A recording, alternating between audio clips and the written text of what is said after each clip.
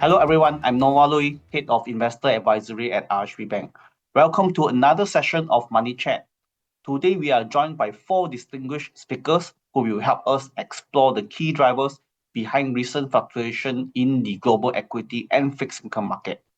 This discussion is especially timely as investors worldwide are closely watching developments surrounding U.S. tax tariff with the 90-day suspension period nearing its end. The outcome of these negotiations could significantly reshape market sentiments and influence cross-border capital flows. We are honored to welcome Ms. Raisha Rashid, Vice President and Global Market Strategist at JP Morgan based in Singapore. As a key member of JP Morgan Global Market Insight Strategy team, Ms. Raisha delivers the latest market and economic perspective to clients and stakeholders. Today, she will share her insight into the US and global equity market, drawing on her extensive expertise and JP Morgan's research. Hi Raisha, the recent escalation between Israel and Iran has significantly disrupted global energy supply chain, driven up oil prices and heightened volatility in equity market. With the announcement of ceasefire and ongoing negotiation, do you believe this marks a genuine end to hostilities, or is the risk of renewed conflict still elevated? Yeah, thanks, Nova, for the question. So it is a very hard question to answer whether this is really the end. But what we do know is that geopolitical events are not new. On average, considering events since the 1970s, it does take about 13 days to recover to prior trading level for the S&P 500, for instance. Now, we cannot predict where the next geopolitical tensions will come from, but what we do know is that it is becoming a regular occurrence in the last couple of quarters. On oil prices, as you mentioned, one thing to know is how quickly oil prices have moved back to past levels. And this is really a reflection that there are many forces that could influence prices, including supply beyond the whole geopolitical tensions. And supply, for example, could really increase and thus put a cap on how high oil prices could go. On market volatility, it is very important to recognize that it is par for the course when it comes to investing, and it's really step one. So we've lived through the month of April this year, which was arguably a volatile month. But if we look at where markets are today, we would have thought that none of that would have occurred. So even if you do get the sort of intra-year declines that we have seen, like the month of April, on a calendar year basis, what we find, for example, 75% of the time over a longer term investment horizon, you will still end the year in positive territory. So if we cannot predict, we cannot prevent geopolitical tensions from happening, how would investors or how should investors position their portfolios? So 60 portfolios, when we notice, they tend to outperform cash on a medium-term perspective. So rotating out cash, staying invested, staying diversified will be very key. And what this means is looking at US equities as the core equity allocation, but also looking outside of the US for other opportunities, for example, Europe and Japan, and really tapping on structural trends that could be opportunities for longer-term investing clients. Thank you very much for your sharing on the geopolitical front. As the technology sector is still one of the key sectors that investors are very interested in, Nasdaq rebounding to a new all-time highs and tech and AI stocks once again leading the market. How does your team weigh the current enthusiasm for artificial intelligence and technology-driven growth against the risk of stretched valuations? What is your overall house view on US and global technology equities at this stage of the cycle? Are there any new catalysts or structural trends? So the way that we're looking at artificial intelligence or AI is that it is a super cycle. So we do think that the impact of artificial intelligence will be more pronounced over time. At this current stage, we really have not seen the impact on AI already playing out through the increased level of US productivity, for example, but this does not mean that it's not happening. So like most technological breakthroughs, think about motor vehicles, think about personal computers, these events really take time to play out. So yes, most of these companies have very stretched valuations. They are spending billions in capital expenditure, but beyond technology stocks, we do think that when we look at artificial intelligence, it does really provide us with opportunities in growth stocks beyond the sort of technological stocks that we're very accustomed to. So we're looking at utilities, we're looking at consumer space.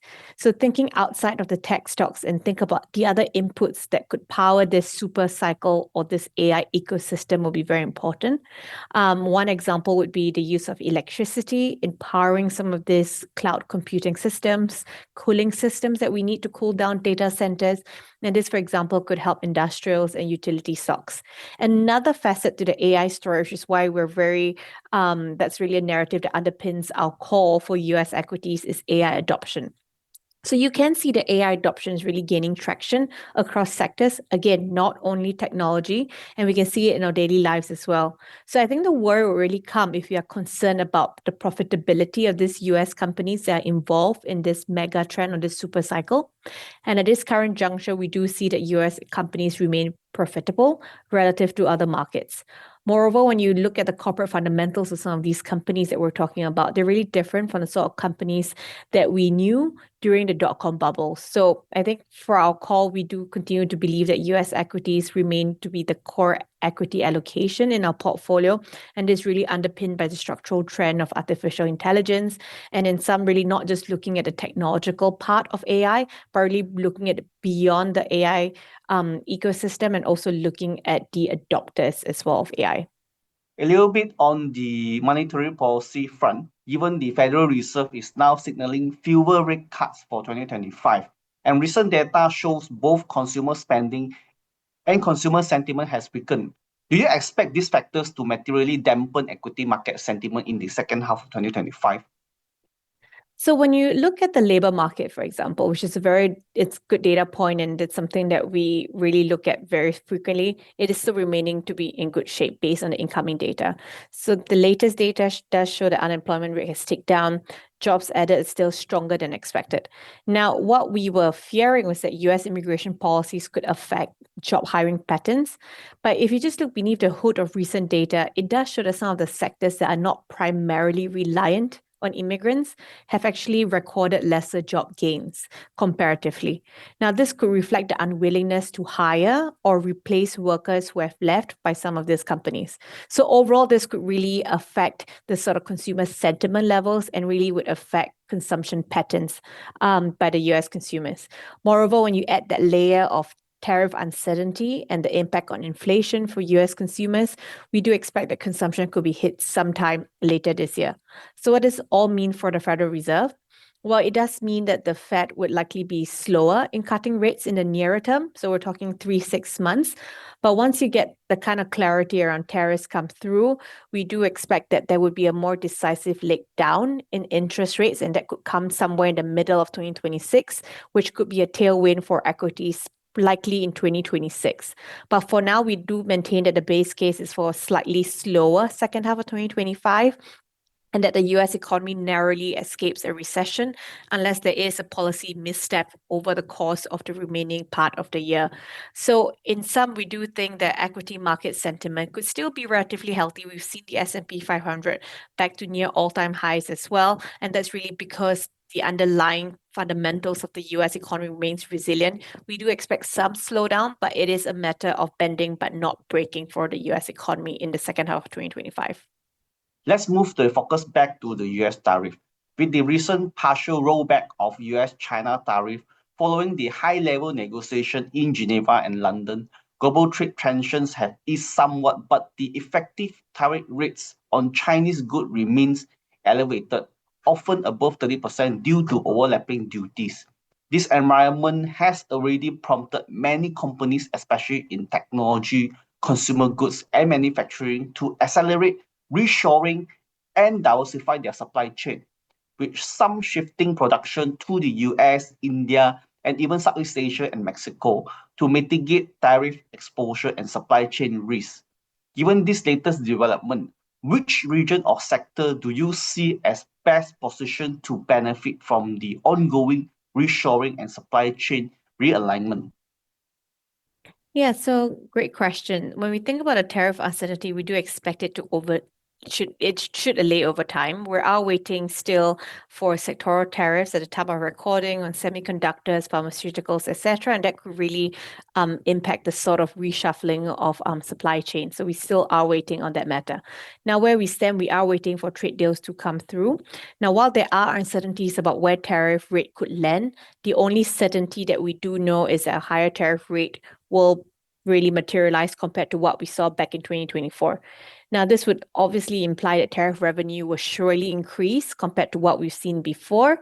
So we are moving to a different paradigm when it comes to tariff rate.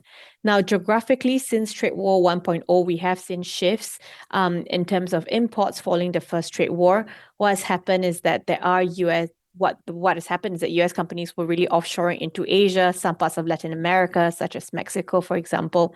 So if you have a phone that's really designed in the US but assembled elsewhere in Asia, that is really Asian companies really adding value to that production of the phone. Now, what we're seeing so far in terms of tariff announcement is that the rate on tariff will be higher on transshipment goods.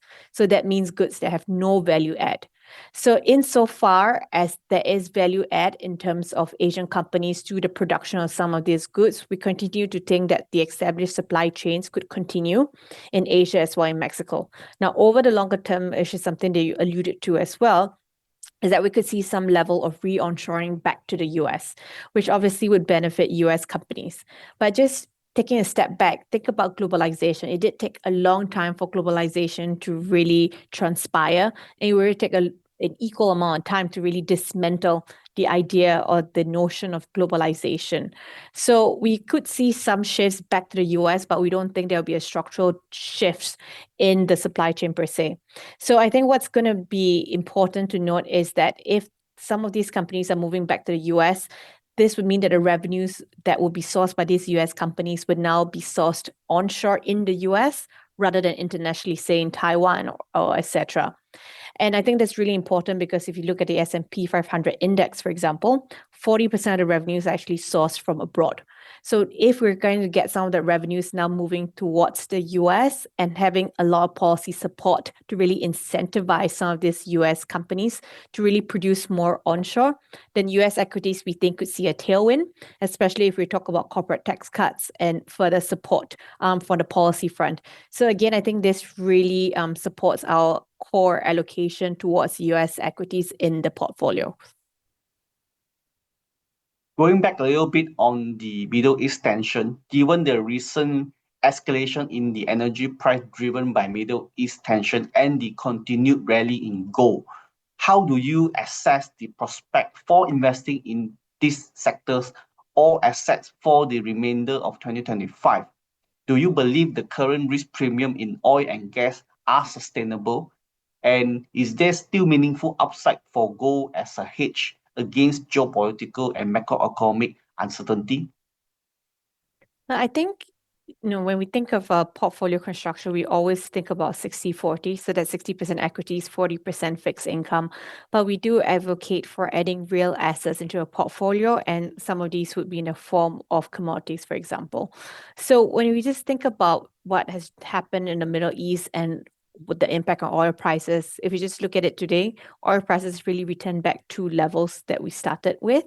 And again, as mentioned earlier, it's just not about an event in isolation. We have to think about the supply and demand side of commodities as well. So you think, for example, oil prices.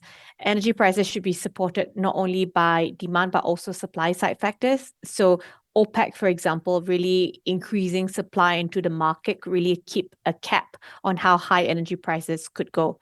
Moreover, when you think more of a structural shift in terms of due to policies, intentions, etc., whether it's in Europe, whether it's in the US, shifts away from fossil fuels towards renewable could also shift the demand profile for oil and gas. So if you just look at where oil prices are right now, we do think that the current risk premium is fair. I mean, it's just slightly expensive compared to long-term average, but we do think it's moving closer to the fair value.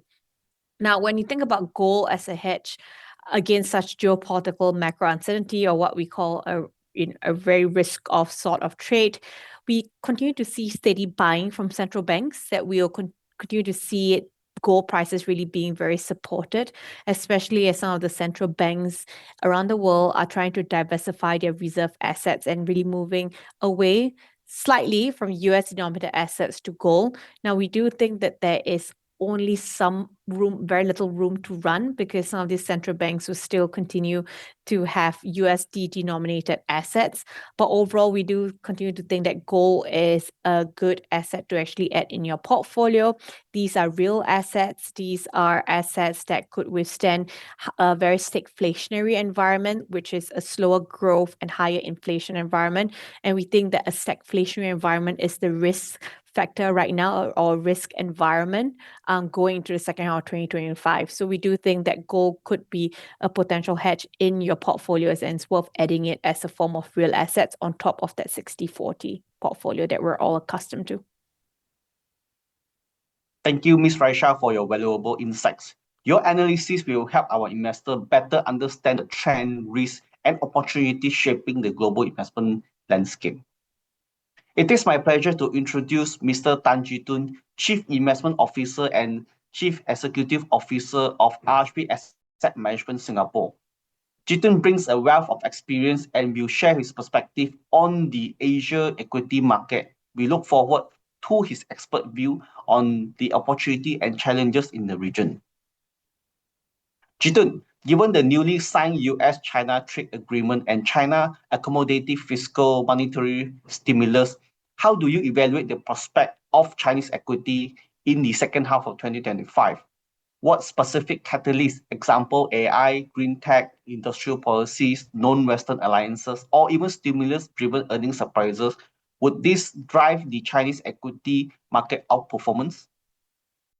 We are actually very bullish on the Chinese equity market. I think there are a few key themes that we think will drive the market higher. I think the first one would be AI. We think that the DeepSeek AI impact will benefit the overall Chinese technology sector. And I do think that this impact will stretch out for years to come. Secondly, in terms of green tech, we do think that the policy push and subsidies for EV, solars, and even batteries will continue to underpin China's self-sufficiency and self-reliance structural themes. Thirdly, I think we will continue to see continued China's stimulus in view of the challenging external markets. We will see more fiscal and monetary easing that will continue to buffer these external pressures. In addition, we think that the targeted 5% GDP growth in 2025 will be intact. Last but not least, in terms of the tariff war that the U.S. is waging on the rest of the world, we do think that specifically for China, there is somewhat a bit of tariff de-escalation. Currently, U.S. have lowered China tariffs to roughly about 55%. And we do think that this is a big improvement from the 100+% that we saw in the earlier days. In addition, this 55% will need to be viewed in context of the recently announced tariff that have been implemented on the 14 countries that has been recently announced. We do think that the differential between the Chinese tariff rates and the rest of the world is actually quite manageable. In addition, we think that there will be non-US trade deals that will be implemented over the course of the next few quarters as regional trade blocs like BRICS and ASEAN will work with China to mitigate the US tariff wars. Can you share a little bit of your view on Malaysia? With Malaysia and US reportedly making good progress towards tariff agreement before the 90 days pause expires. However, market perceive lack of detail in this negotiation. Given the FBM KLCI's weak performance so far this year and the ongoing uncertainty around US tariff, what is your outlook for Malaysia equity market in the second half of 2025? Obviously, the negotiation on tariff remains the most critical driver of the stock markets at this point in time. So just in fact, a few days ago, we just received news that Malaysia will be levied a tariff of roughly about 25%.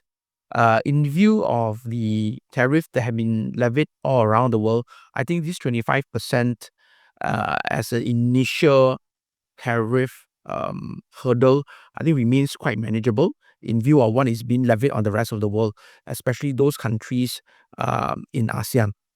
However, we do understand that obviously Malaysia is very exposed to the semiconductor industry, in particular the export exposure.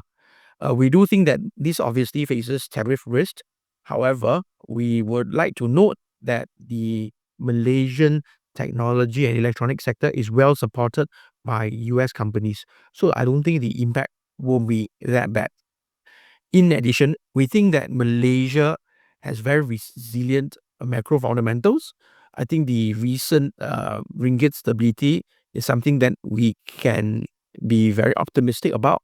In addition, we are seeing easing inflation and more accommodative BM policy support, that we think that the 4.5% to 5% GDP growth expectations is quite reasonable. And in short, we are quite optimistic on Malaysia should the tariff worry ease. We do think that the downside risk is already quite well priced in. Within emerging market beside China, one of the market that is most spoken about is India. India is seeking for full exemption from the proposed 26% US reciprocal tariff ahead of the July 9 deadline. Though negotiation remains difficult, especially in areas like auto components, steel, and agriculture. Meanwhile, India economy is maintaining strong momentum with 6.5% GDP growth in 2025, robust domestic demand, and recent RBI rate cut and the Nifty 50 ranking among the Asia's top performing indices. Given these factors, what is your outlook for India's equity market for the second half of 2025? I think with the information that we have right now, a full exemption from the proposed US tariff will be quite difficult even for India. However, we would like to note that from a macro perspective, I do think that India is very resilient. Like what you mentioned earlier, I think the 6.5% 2025 GDP growth, I think remains a realistic target. And on top of that, we do have the RBI rate cuts as a potential buffer. India is also experiencing strong consumption trends that will buffer India from external shocks. In addition, inflation and liquidity remains quite well managed in India. However, the important thing to note is why we think that the full exemption from the 26% US tariff remains uncertain is because currently, I think in terms of the autos and the agricultural sector, I think India would find it very, very difficult to bring down their own tariff against the rest of the world. However, we do note that India is very well positioned geopolitically, with both US and China very eager for India's support.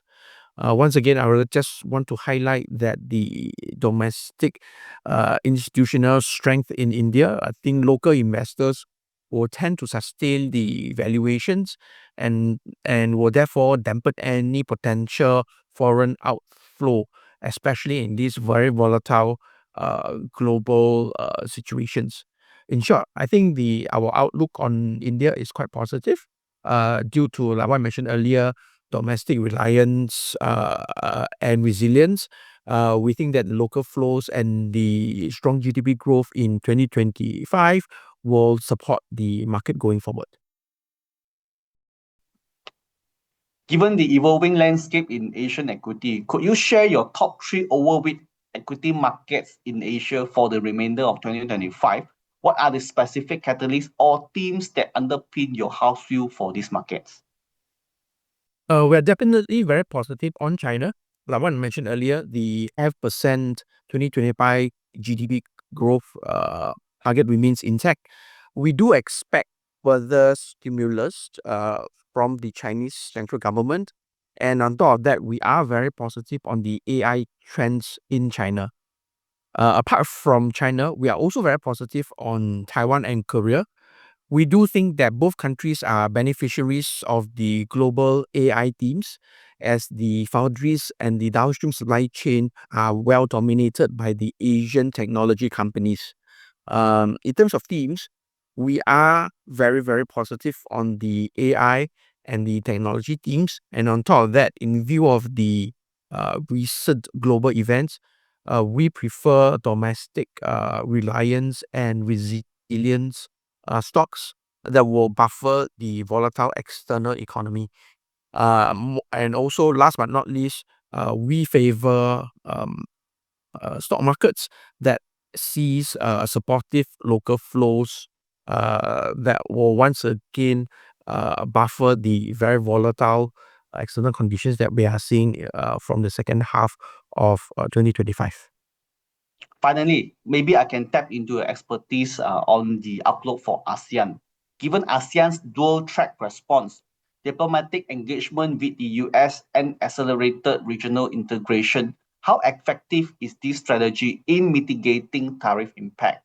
What is your view on its prospects as an integrated bloc to withstand US protectionism? And where would you position it in global portfolio for second half of this year? I do think that the dual track diplomacy engagement that ASEAN is embarking on is definitely the right strategy. I think ASEAN is trying to balance US trade talk with deeper intra-regional integration to mitigate any tariff shock. However, I think US is also using a divide and conquer strategy when dealing with the ASEAN countries.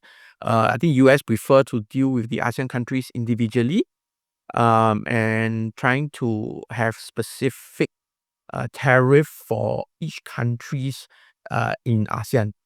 Therefore, I think our preferred positioning in ASEAN would very much depend on the exposure to US exports and also the final tariff rate. We do think that the more defensive countries like Singapore will outperform, and the higher beta countries with high exposures to US exports will probably face some headwinds in the second half of 2025. Thank you, Mr. Tan, for your comprehensive overview. That concludes our discussion on the developed market and emerging market equity outlook for the second half of 2025. Now, let's turn our attention to a crucial segment of the financial market, which is the fixed income investment, with a focus on bonds.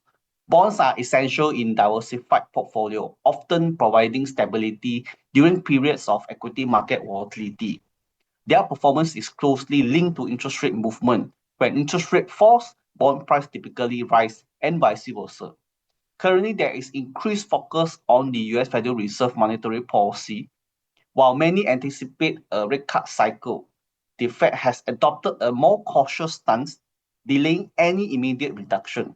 This has introduced uncertainty about future use and the potential for capital appreciation in the fixed income space. Against this backdrop, a key question arises: is there still meaningful growth potential in the bond market, or have the opportunity become more limited? To address this, we are pleased to welcome Terry Taglioni, Managing Director and Head of Fixed Income Business Development for Asia ex-Japan at AllianceBernstein, based in Hong Kong. Terry will share his perspective on how investors can navigate the current environment and what strategies may be effective for seeking returns in fixed income. Thank you for joining us today again, Terry.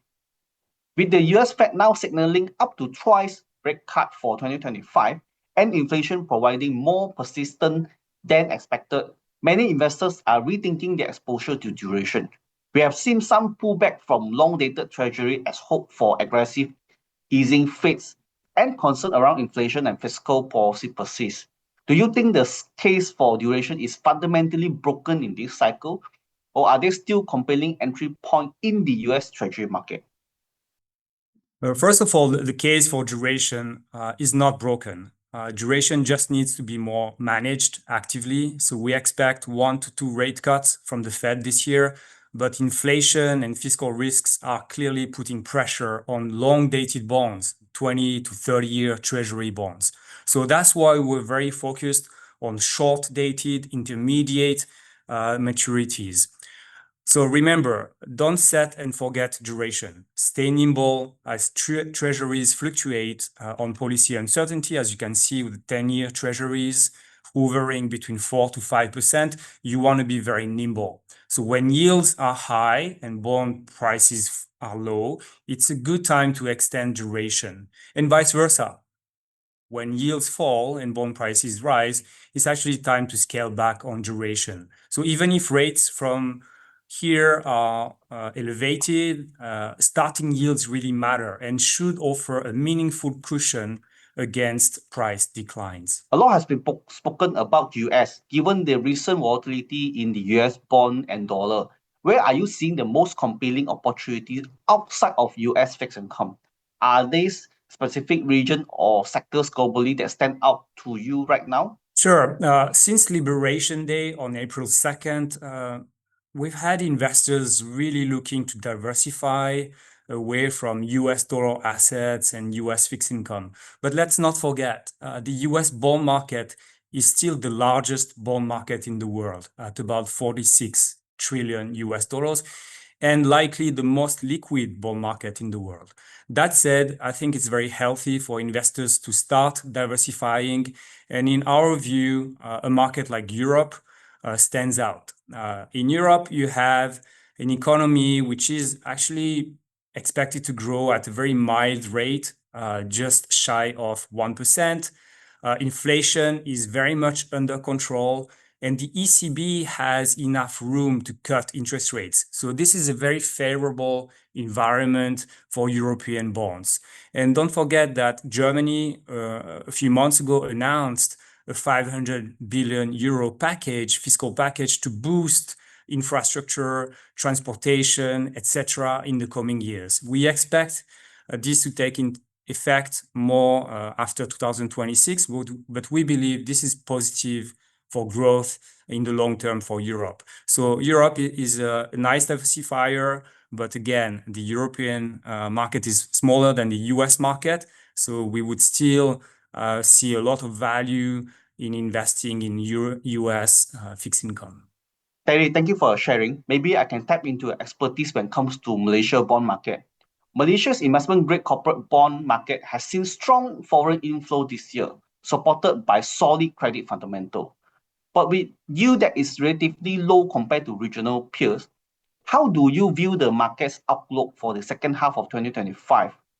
Does current yield level still offers value for investors, or is the appeal more limited when compared to the other opportunities across Asia or global market? Yeah, I would favor global exposures. That said, Malaysia remains an investment-grade economy, A- rated by S&P.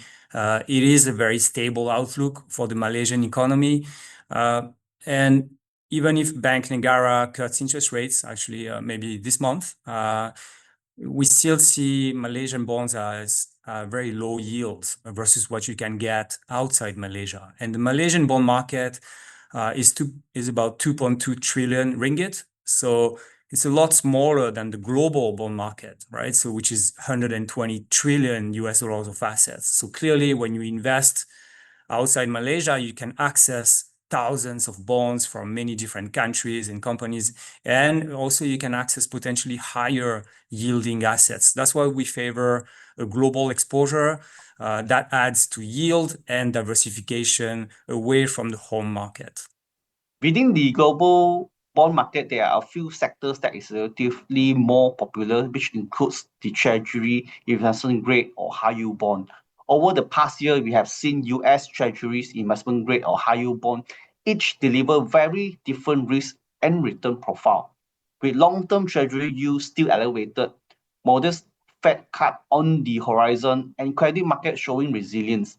How are you positioning across these three segments in your fixed income portfolio for the rest of 2025? So we adopt a multi-sector approach. So all those three sectors are crucial to our multi-sector approach. So within investment grade, we tend to like sectors such as energy and financials. These tend to be less impacted by potential tariffs. Within high yield, we're really targeting the high quality of the high yield market. So we like the double B names, and we are really avoiding segments such as triple C names, which tend to be more volatile and also face potential default risks. We also favor non-cyclical names. If the economy enters a bit of a slowdown, we want to be exposed to less cyclical names. And lastly, I mean, spreads are fairly tight, but what really matters is the level of yield. At the end of the day, investors get paid based on yield, not on spread. So in high single digits for high yield, actually, we think those yields are very attractive for investors. And typically, last comment is that yields are usually a very good predictor of future returns. So when you buy into high yield today, you can get between 7 to 8% yield. And again, that bodes well for potential future returns. Given today's market backdrop marked by tariff-driven equity volatility, tighter but still attractive credit spread, and diverging global growth path, how is your team balancing allocation between equities and fixed income for the rest of 2025? What are the key drivers behind your positioning, whether it's the growth or inflation outlook, federal policy, sector-specific opportunities, or the trade-off between income and capital appreciation? Sure. Equities and fixed income both have a role to play in global portfolios. For us, within fixed income, we adopt a so-called barbell approach. That approach is going to balance risk mitigating assets, such as treasuries, very high quality assets, which tend to be more sensitive to duration, to the risk of interest rates. So we're balancing those risk mitigating assets with return-seeking assets, which are typically investment-grade corporate bonds, high-yield corporate bonds, and to a lesser extent, a bit of emerging market debt and securitized assets. And we believe this mix of kind of income and growth-oriented assets are actually delivering pretty attractive returns in most market environments. So again, we adopt that balance, as we believe that can offer a better risk-adjusted returns to investors in the long run. Thank you, Terry. May I get your final thoughts? How would you navigate the second half of 2025? So 3 key strategies come to mind for our investors. Number 1, stay active with duration.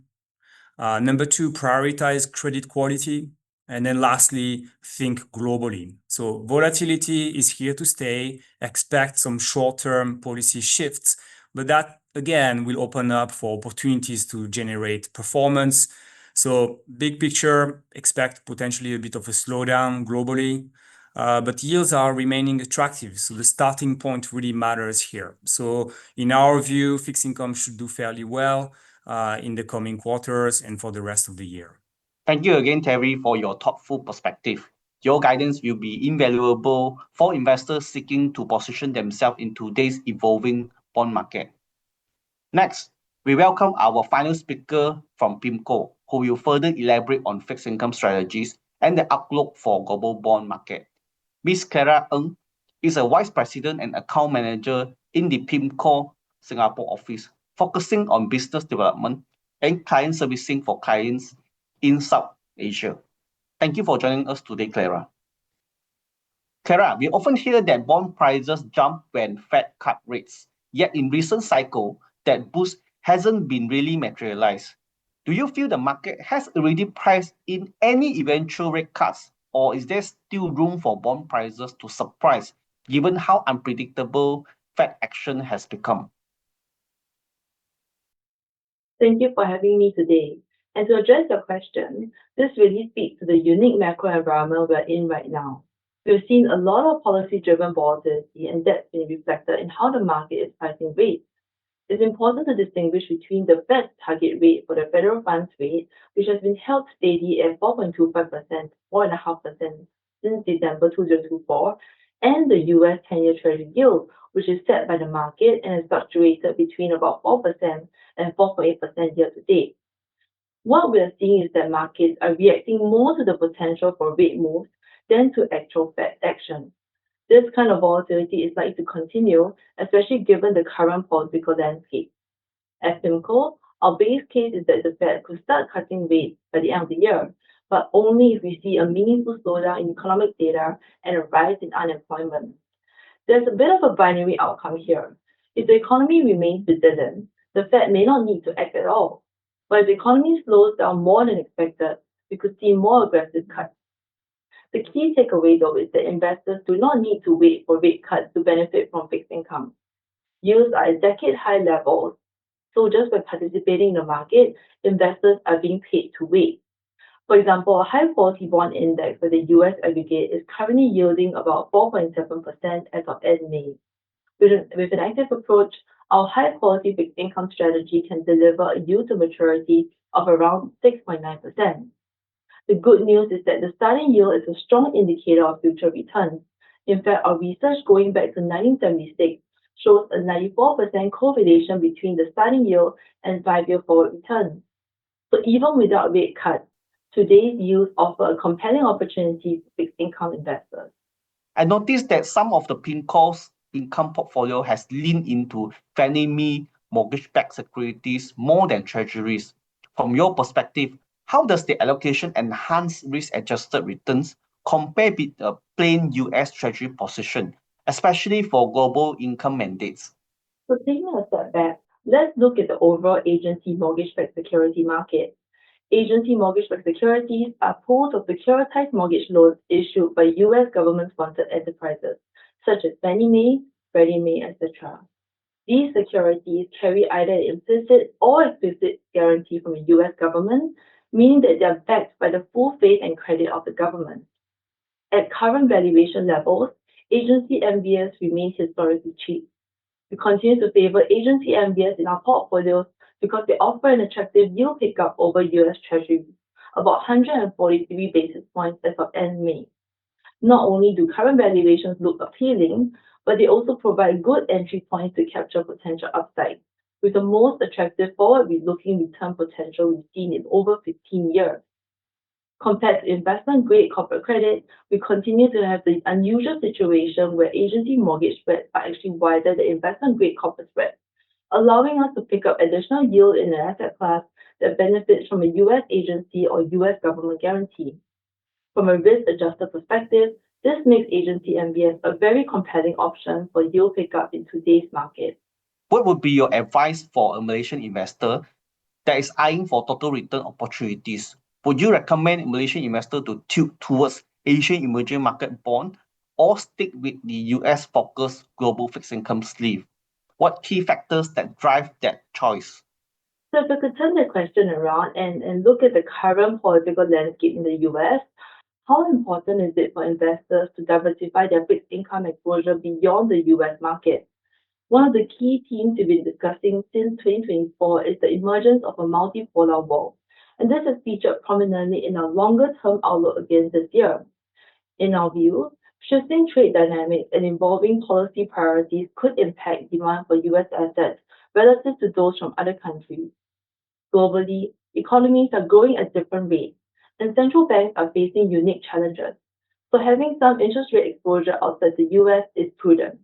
For example, increasing allocation to more interest rate sensitive economies can help to capture relative returns. We believe diversification is especially important in today's environment. In investing, diversification is often called the free lunch of portfolio construction because it helps manage risk without necessarily sacrificing returns. If we look at returns across global bond markets, no single market consistently outperforms in every period. By spreading exposures across a range of markets, investors can reduce their vulnerability to any one specific risk and potentially achieve more stable returns over time. Can you share a little bit more on the PIMCO's second half of 2025 market outlook view? Are you leaning more towards equities and fixed income in your strategic allocation? What fundamental views or market signals are guiding your overweight decisions? So if we take a step back and consider the current market environment and asset valuations, it's important to focus on where the best relative risk-adjusted returns are. Historically, in recessionary environments, bonds have delivered positive returns and helped to protect portfolios. In fact, when we analyze annualized risk and return data since January 1, 1990, we found that adding just 40% of bonds to an all-equity portfolio can reduce overall risk by about 37%, while only sacrificing 0.7% in returns. A 60-40 portfolio therefore offers a much better risk-return balance. Within fixed income, we continue to see attractive return potential in higher quality assets. Not only are valuations more attractive, these are areas of the market that are considered safer havens and tend to be more resilient during economic slowdowns. For example, we favor Treasuries and agency MBS for the defensive characteristics and strong liquidity. On the other hand, we are less inclined to focus on areas that are more sensitive to economic downturns, such as the higher yielding corporate credit sectors. Ultimately, our current positioning leans towards high quality fixed income, given the attractive yields and the potential for downside protection, especially if economic growth slows or volatility increases in the second half of 2025. Thank you for your insights and for rounding out our discussion on fixed income opportunities. Thank you to all speakers for sharing their expertise and to our audience for joining our Money Chat. We hope today's session has provided valuable perspective to help you navigate the evolving global investment landscape. Stay tuned for our next Money Chat episode.